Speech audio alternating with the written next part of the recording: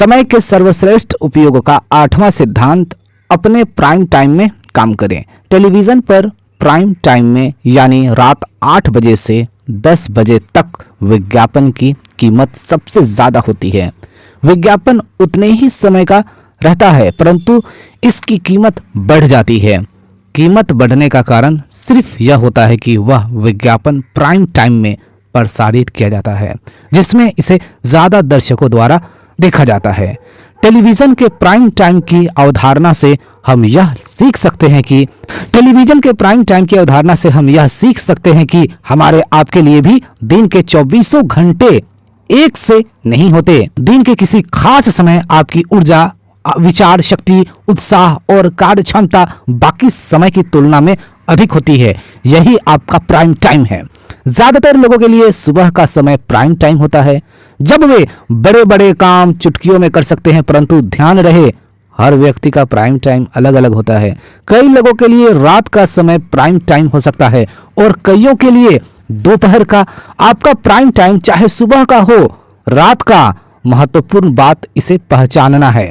आपका prime time कौन सा है, यह पहचानना इसलिए जरूरी है ताकि आप अपने समय का सर्वश्रेष्ठ उपयोग कर सकें। अपने सबसे महत्वपूर्ण या रचनात्मक काम इसी दौरान करें ताकि वे अच्छी तरह से और जल्दी हो सके। अपने प्राइम टाइम में छुटपुट काम करके उसे बर्बाद ना करें, क्योंकि छुटपुट काम तो आप बाकी के समय में भी कर सकते हैं। इसलिए समय के सर्वश्रेष्ठ उपयोगों का 8वां सिद्धांत है, अपने प्राइम टाइम में काम करें।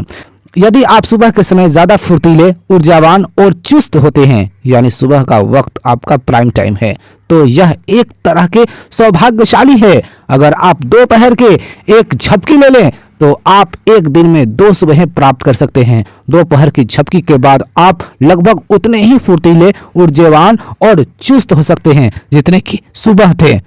अक्सर इस बात को नजरअंदाज कर दिया जाता है कि समय की मात्रा और गुणवत्ता में कोई सीधा संबंध नहीं होता। कई बार तो 1 घंटे में ही इतना कुछ हो जाता है जो आमतौर पर एक दिन में नहीं हो पाता। याद रखें, समय की मात्रा के बजाय उसकी सघनता और गुणवत्ता ज्यादा महत्वपूर्ण है। काम के लंबे घंटे महत्वपूर्ण नहीं है, महत्वपूर्ण बात यह है कि वे ठोस और सघन हो।